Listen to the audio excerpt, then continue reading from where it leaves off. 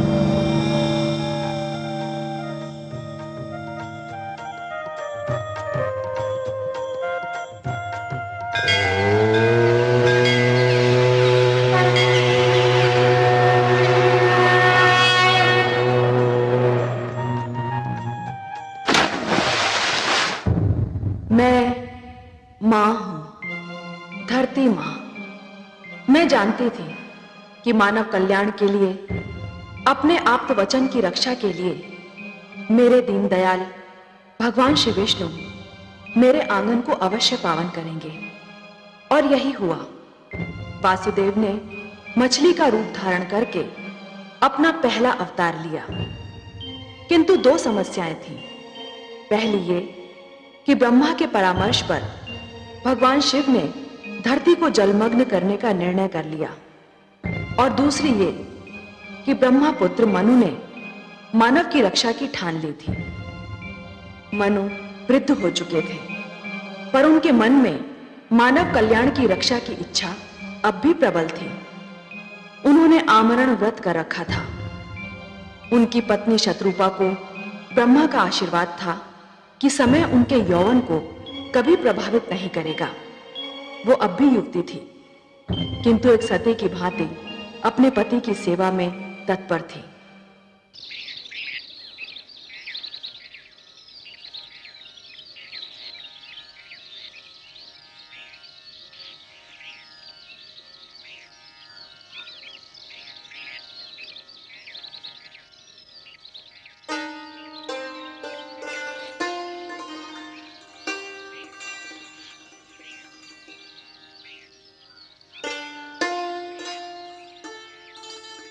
आपकी संध्या तर्पण का समय हो गया है स्वामी।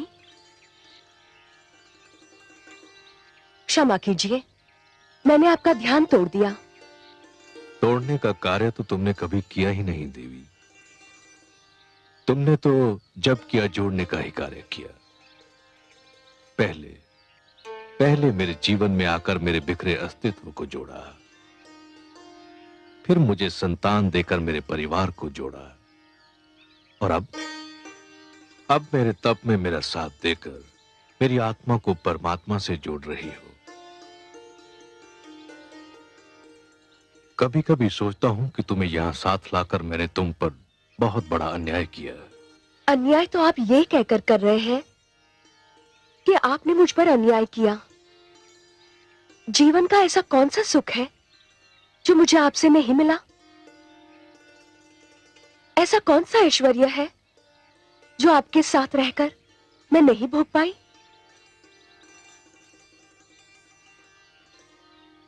मैं बहुत ही स्वार्थी कहलाती यदि मैं आपसे केवल सुख पाती रहती, आपके दुख और आपके कष्ट की भागीदार न बनती। पिता श्री ब्रह्मा ने हमको उत्पन्न करते समय भी तो यही कहा था कि हम दो शरीर किंतु एक प्राण है। आप वृक्ष हैं स्वामी और मैं अमरलता। आपके सहारे के बिना तो मैं खड़ी भी नहीं रह सकती। तुमने जिस प्रकार सतीत्व के धर्म का पालन किया है, उसी से प्रसन्न होकर पिता श्री ब्रह्मा ने तुमको वरदान दिया कि तुम सदैव वैसी की वैसी रहोगी जैसी पिता श्री ने तुम्हें उत्पन्न किया था। तुम्हारी आयु आती जाती ऋतुओं और बीते समय से कदापि प्रभावित नहीं होगी। आपके मुख पर आपकी तपस्या, आपके निश्चय और आपकी कल्याणकारी प्रवृत्ति का तेज है स्वामी। मानव जाति के कल्याण के लिए आप आमरण व्रत कर रहे हैं। मानव जाति को बचाने के लिए आप तपस्या कर रहे हैं स्वामी। तुम भी तो मेरी भांति केवल जल का सेवन कर रही हो देवी। तुमने ये व्रत क्यों रखा है? मैं अपने सुहाग की रक्षा के लिए व्रत कर रही हूं। अब उठिए, सूर्यास्त का समय हो गया है।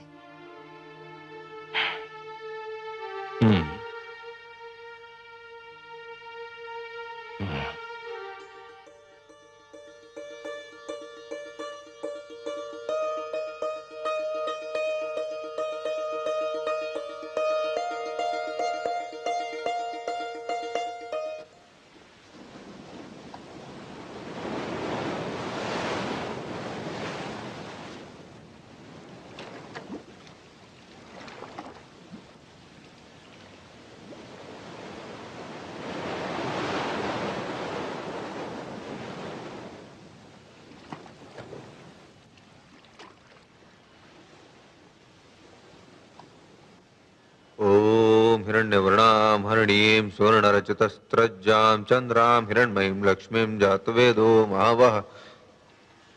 ठहरिए महाराज। तुम? क्या मैंने अभी तुम्हारी वाणी सुनी थी? हाँ महाराज, मैंने ही विनती की थी कि मुझे जल में न छोड़िए। किंतु क्यों? तुम तो जलचर हो। तुम्हारा तो जीवन ही जल के बिना संभव नहीं। ये सत्य है महाराज, परंतु जल में भी मेरा जीवन संभव नहीं। क्यों? क्या कष्ट है तुम्हें? आप जहाँ मुझे छोड़ने जा रहे हैं, वहाँ बड़ा मत्स्य और छोटी मत्स्य को निगल जाता है। मैं वहाँ सुरक्षित नहीं रह पाऊंगा। मुझ पर दया करें।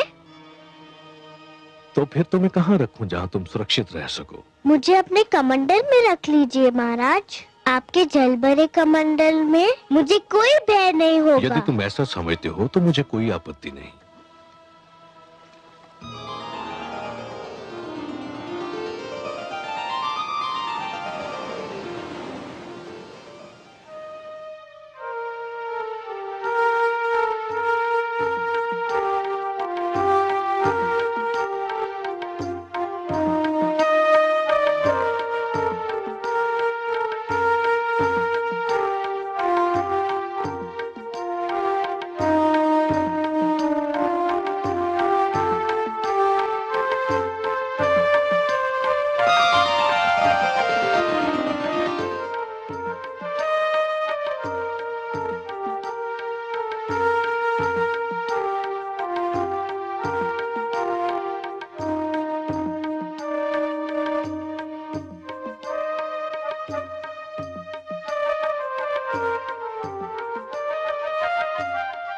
नहीं देवी नहीं, जल मत फेंकना। क्यों स्वामी?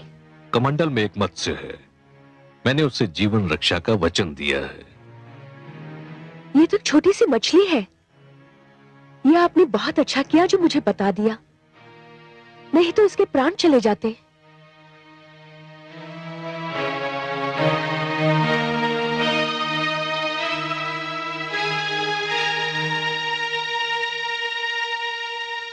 आइए स्वामी, विश्राम करते हैं।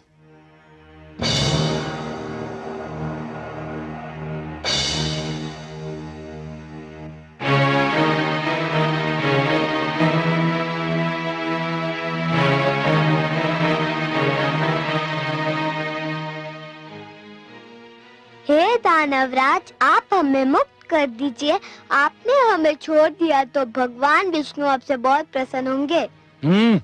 मुझे तुम्हारे विष्णु की कृपा नहीं चाहिए। चुपचाप अपने स्थान पर बैठे रहो, नहीं तो कड़ा दंड दूंगा।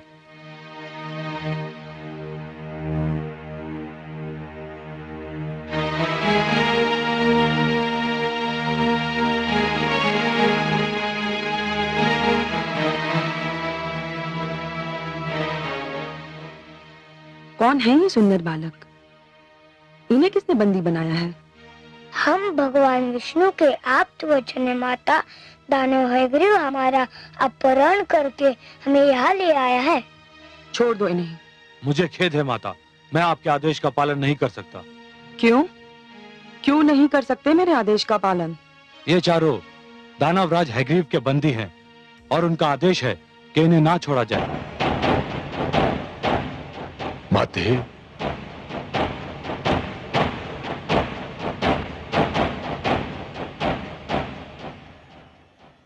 पुत्र, इन बेचारों को क्यों बंदी बनाकर रखा है? छोड़ दो इन्हें, मुक्ति दे दो इन सुंदर भोले भाले बालकों को। नहीं मां, ये नहीं हो सकता। ये भगवान विष्णु के आप्त वचन हैं, ज्ञान का भंडार है, बहुत महान है। जानता हूं मां, इसीलिए तो इनका अपहरण किया है। विष्णु ने इन्हें मानव कल्याण के लिए जन्म दिया है, दानव समाज को नीचा दिखाने के लिए रचा है इन्हें। परंतु पुत्र, तू क्या करेगा इनका? कुछ नहीं मां, बस इन्हें बंदी बनाकर रखूंगा। ज्ञान, बुद्धि और प्रकाश को तू बंदी बनाकर रखना चाहता है? मेरी मान, यदि तू इन्हें ले ही आया है तो इनसे कुछ ज्ञान सीख ले, बुद्धि प्राप्त कर ले, इनके प्रकाश से अपने जीवन में उजाला कर ले। मुझे इन वस्तुओं की कोई आवश्यकता नहीं है मां। कैसे आवश्यकता होगी तुझे इन वस्तुओं की? तेरे मस्तिष्क में तो अज्ञान और अहंकार भरा हुआ है। कैसा भागा है तू? तेरे घर में ज्ञान और बुद्धि के 4 दीपक हैं और तू अंधेरों में भटक रहा है। मां, तुम जब भी आती हो मेरे लिए अब शब्दों का ही उपहार लाती हो। कैसी माता हो तुम? कैसी माता हूं मैं? एक अभागन माता हूं। और कैसी माता हूं मैं? मैं ऐसी माता हूं जिसे उसकी संतान ने एक पल भी सुख नहीं दिया। तुम चाहती क्या हो मां? मैं चाहती हूं कि तू इन्हें मुक्त कर दे। नहीं करूंगा। तो फिर मैं ले जाऊंगी इन्हें अपने साथ। नहीं ले जाने दूंगा। मैं देखती हूँ कौन रोकता है मुझे। मैं रोकूंगा इन्हें।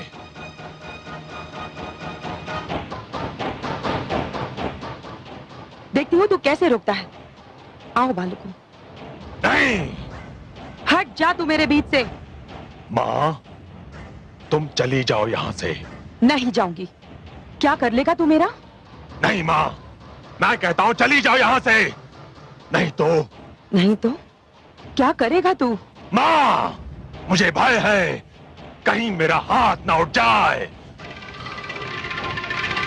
और मैं तुम्हारा अपमान न कर बैठूं। हाथ उठाएगा तू मुझ पर? मेरा अपमान करेगा तू? अरे अभागे, अपमान तो मेरा उसी दिन हो गया था जिस दिन तूने मेरी कोख से जन्म लिया था। हे ईश्वर, ऐसे दुर्वचन सुनने से पहले मुझे इस संसार से उठा क्यों नहीं लिया? ऐसे पुत्र के होने से तो पुत्र का ना होना ही अच्छा था।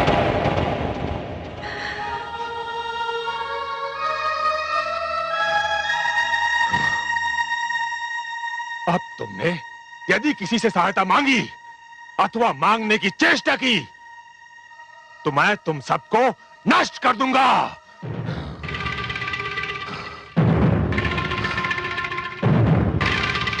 स्वामी, स्वामी, स्वामी,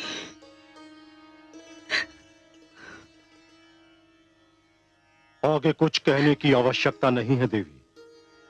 मैं आपकी ये दशा देखकर जान गया हूं कि आप अपने पुत्र हयग्रीव से मिलकर आ रही हैं। हाँ स्वामी, परंतु आज तो वो अयोग्यता की सारी सीमाएं पार कर गया।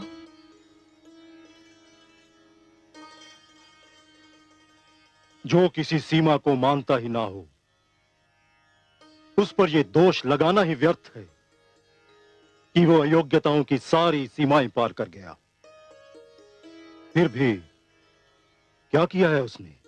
उसने भगवान विष्णु के आप्त वचन 4 वेदों को बंदी बनाकर रखा है। मैंने उन्हें मुक्त कराना चाहा तो उसने मुझ पर हाथ उठाने की धमकी दे डाली। मन में तो आया कि उसे शाप ही दे दूं। तो फिर दे दिया होता। शरीर का जो भाग सड़ जाए उसे काट कर फेंक देना ही उचित होता है। कैसे देती स्वामी? मैं मां हूं, भले एक कुपुत्र की मां सही, परंतु आज मुझे एक बात का ज्ञान अवश्य हुआ है कि कभी कभी मातृत्व भी लज्जा का कारण बन जाता है। आज पहली बार मैं बहुत लज्जित हूं कि मैं ऐसे पुत्र की मां हूं। मैं उसे अपनी कोख से जन्म देकर पछता रही हूं। पश्चाताप, पश्चाताप यदि भूल का मूल्य चुका सकता तो विश्वास करो मैं आपके पश्चाताप के साथ अपना पश्चाताप भी जोड़ देता। परंतु जिस प्रकार वर्षा ऋतु बीत जाने पर बीज बोने से कोई लाभ नहीं, उसी प्रकार हमारा पश्चाताप करना भी व्यर्थ है। कैसी अभागन हूं मैं।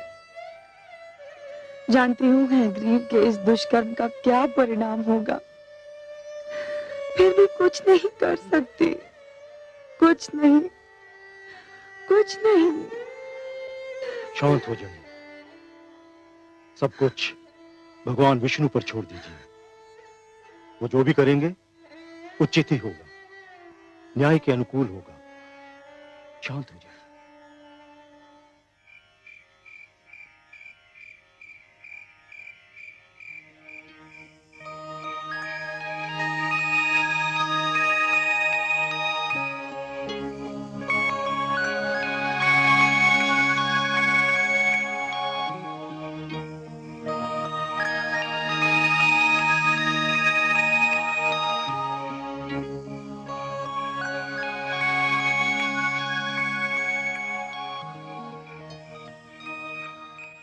महाराज, महाराज, महाराज, महाराज, महाराज, महाराज, महाराज। ये मुझे कौन पुकार रहा है? क्या हुआ स्वामी? मुझे ऐसा लगा जैसे कोई मुझे महाराज महाराज कहकर पुकार रहा हो। कौन था वो? मैंने पुकारा महाराज। अरे, ये पुकार तो कमंडल से आ रही है। हाँ देवी, ये मैं ही हूँ। मेरी रक्षा कीजिए। इस कमंडल में मेरा श्वास रुका जा रहा है। मुझे यहाँ से निकालिए महाराज।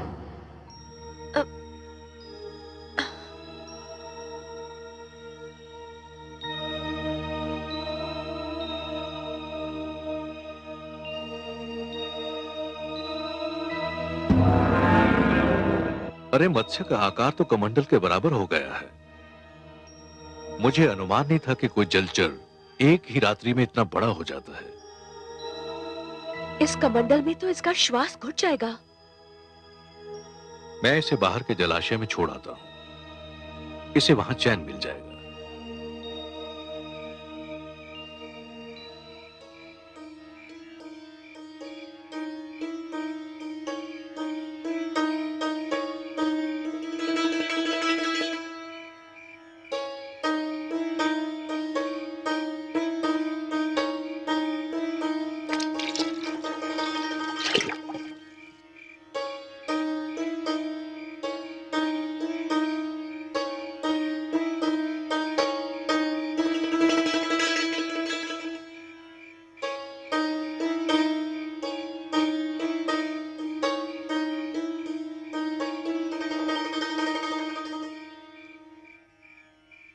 महाराज,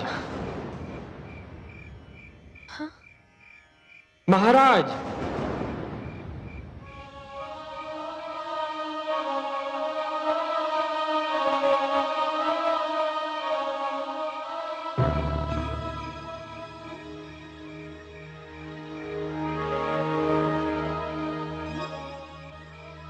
इसका आकार तो इतनी शीघ्रता से बढ़ रहा है कि मैं आश्चर्यचकित रह गया हूं।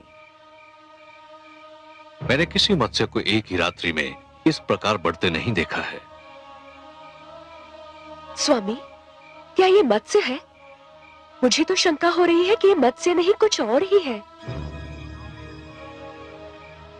अरे कुछ नहीं है देवी, संसार में ऐसे चमत्कार तो होते ही रहते हैं। यह भी ईश्वर का कोई चमत्कार होगा। आप चिंता मत कीजिए। तो अब आप इसे कहां ले जाएंगे? इसका आकार इतनी शीघ्रता से बढ़ रहा है कि सागर के अतिरिक्त इसका कोई स्थान नहीं हो सकता। मैं इसे ले जाकर सागर में छोड़ दूंगा। अब इसे किसी बड़े मत्स्य या जीव जंतु का भय नहीं है।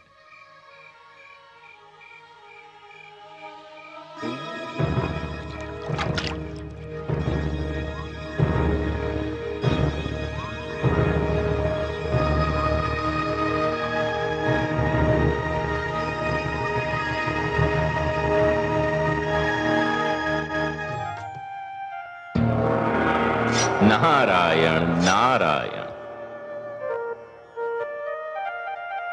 प्रणाम पिताश्री, बारंबार प्रणाम। आयुष्मान भव। आओ पुत्र, उचित समय पर आए तुम। तुम्हें ज्ञात है सृष्टि में क्या होने वाला है? हां पिताश्री, मुझे ज्ञात है कि सृष्टि में क्या होने वाला है, और मुझे यह भी ज्ञात है कि सृष्टि में जो होने वाला है वो आपके ही परामर्श का परिणाम है। तुम सत्य कहते हो पुत्र, परंतु सृष्टि के प्रति मेरे मन में प्रेम भी तो है। स्वाभाविक है पिताश्री, नितांत स्वाभाविक है। आप सृष्टि के रचयिता हैं, सृष्टि आपकी रचना है, और रचयिता का अपनी रचना से प्रेम होना स्वाभाविक है। फिर मेरी चिंता भी तो स्वाभाविक है। पिताश्री, आपकी चिंता स्वाभाविक है, किंतु पिताश्री धरती का विनाश नहीं हो रहा है। धरती केवल जलमग्न हो रही है, और वह भी इसलिए कि वह स्वच्छ हो जाए। पिताश्री, हर युग में धरती को स्वयं अपने आप को स्वच्छ करना होगा। पट्टी पर जब कोई नया लेख लिखा जाता है तो पुराने लेख को पोंछना ही पड़ता है। सूर्य का प्रकाश समेटने के लिए आकाश को चांद तारों की चादर लपेटनी ही पड़ती है। धरती को महान आदर्शों के लिए तैयार करने के उद्देश्य से मानव जाति का यह कर्तव्य बनता है कि वह संकुचित विचारधारा को हटा दे। यदि यह कार्य मानव स्वयं कर ले तो देवताओं को हस्तक्षेप करने की कोई आवश्यकता नहीं, किंतु यदि मानव यह परिवर्तन नहीं ला सकता तो देवी शक्तियों को हस्तक्षेप करना ही पड़ता है, जो आप कर रहे हैं। जानता हूं पुत्र, पर जिस धरती को स्वच्छ करने के उद्देश्य से जलमग्न होना है, उस पर मेरा पुत्र मनु भी तो है। मुझे चिंता है कि मनु का क्या होगा। ओह, तो भ्राता मनु की चिंता ने आपको व्याकुल कर रखा है। प्राणियों की रचना करते करते आप स्वयं मोहग्रस्त हो गए। नारायण नारायण। पिताश्री, माना कि पुत्र मोह की भावना को नकारा नहीं जा सकता, बड़ी स्वाभाविक सी बात है ये। किंतु पिताश्री, पुत्र मोह मानव दुर्बलता का लक्षण है। देवता इन भावनाओं से ऊपर हैं। आपके लिए तो संपूर्ण मानव जाति संतान के समान है। फिर आप किसी एक की चिंता क्यों कर रहे हैं? आपने भगवान शिव को जल प्लावन करने का परामर्श देकर अपना कर्तव्य निभाया। भगवान शिव आपका परामर्श मानकर अपना धर्म निभा रहे हैं। अब इस जल प्लावन से किसको बचाना है, कैसे बचाना है और कितना बचाना है, यह आप मेरे लक्ष्मी नारायण पर छोड़ दीजिए। पालन करता तो वही हैं। धन्य हो पुत्र, धन्य हो। तुम्हारी तर्क संगत बातों ने मेरे मन का बोझ हल्का कर दिया। यह सत्य है कि अंधकार कितना भी घना क्यों न हो, एक नन्हा सा दीपक उसे दूर करने के लिए पर्याप्त है। तुम्हारे तर्क ने भी इसी प्रकार मेरी चिंता और आशंकाओं को दूर कर दिया।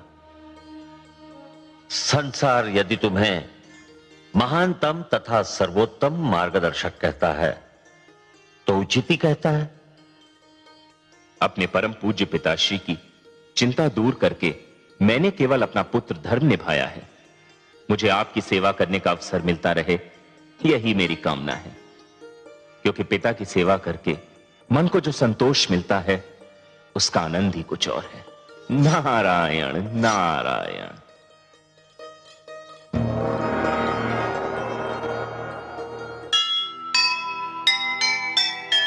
अपना धर्म निभाइए, ममता से मुख मोड़। नारायण के हाथ है जग रक्षा की डोर। चिंता मुक्त हुए पिता, ज्ञानी का सुन ज्ञान। नारद जैसे पुत्र पर क्यों न करे अभिमान, क्यों न करे अभिमान।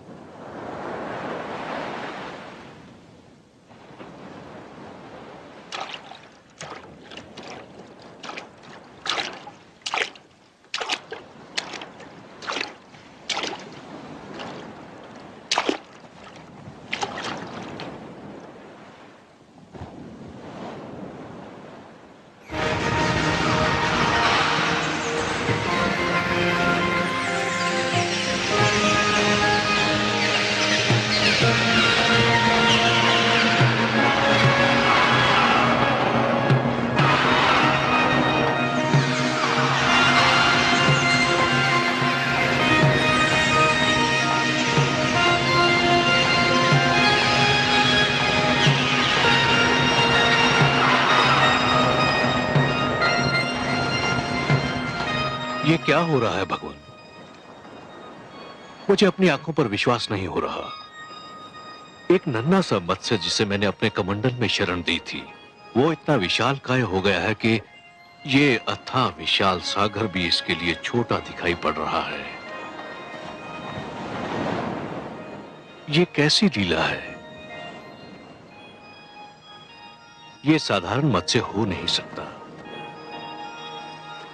मुझे बताइए, आप कौन हैं?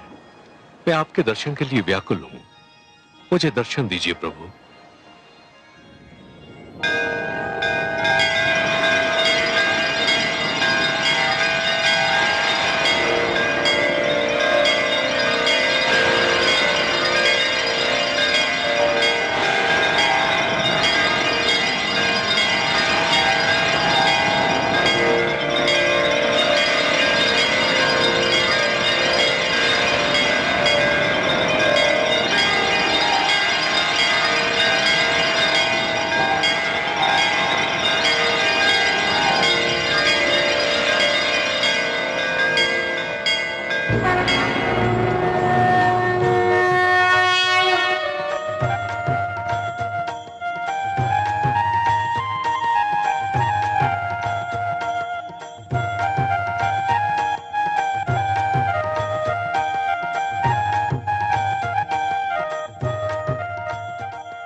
भगवान आप? हे जगदीश्वर, हे जनार्दन, हे सर्वेश्वर, ये आप हैं प्रभु।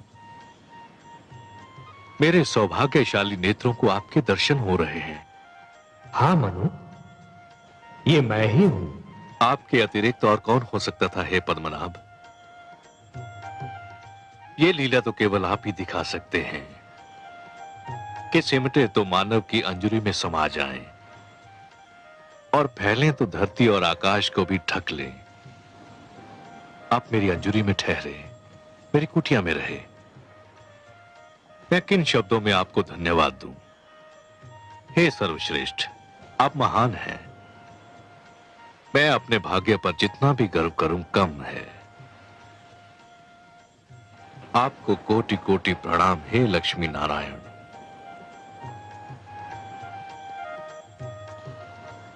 पर क्षीर सागर को छोड़कर धरती पर आकर उसे पावन करने का क्या भेद है दीनदयाल?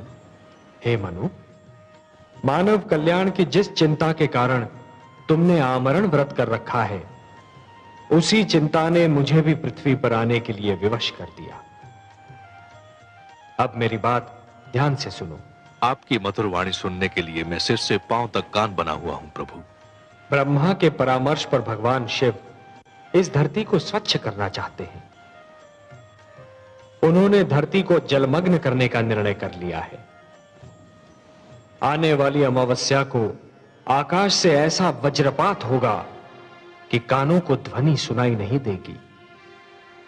ऐसी वर्षा होगी मनु कि मानो लगेगा कि आकाश में छेद हो गया।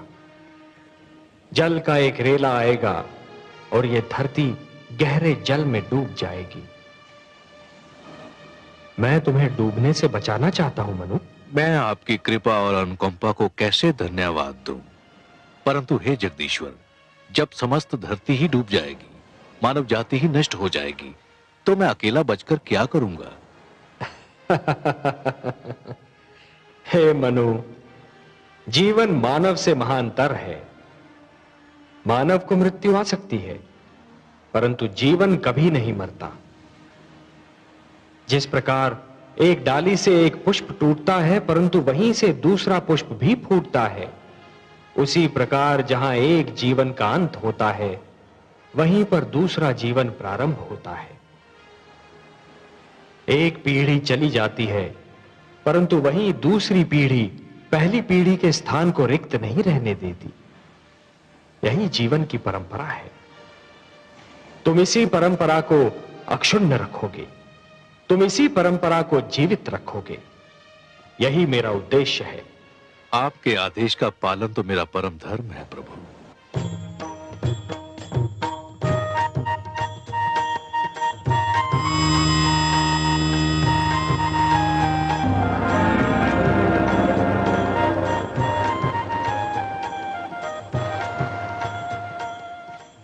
मनु, जल प्लावन के समय तुम अपनी धर्म पत्नी शत्रुपा के साथ इस नौका पर सवार हो जाना।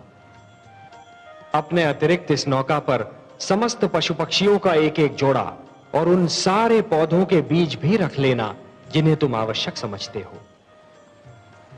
मैं मत्स्य के रूप में आऊंगा। तुम इस नौका को मेरे सींग से बांध देना। मैं तुम्हारी नौका को सुमेरु पर्वत पर ले जाऊंगा, जहां पहुंचकर तुम्हें एक नवीन जीवन का निर्माण करना होगा, एक नए मानव को जन्म देना होगा। जो आदेश प्रभु। मैं आपके आदेश का अक्षरशः पालन करूंगा।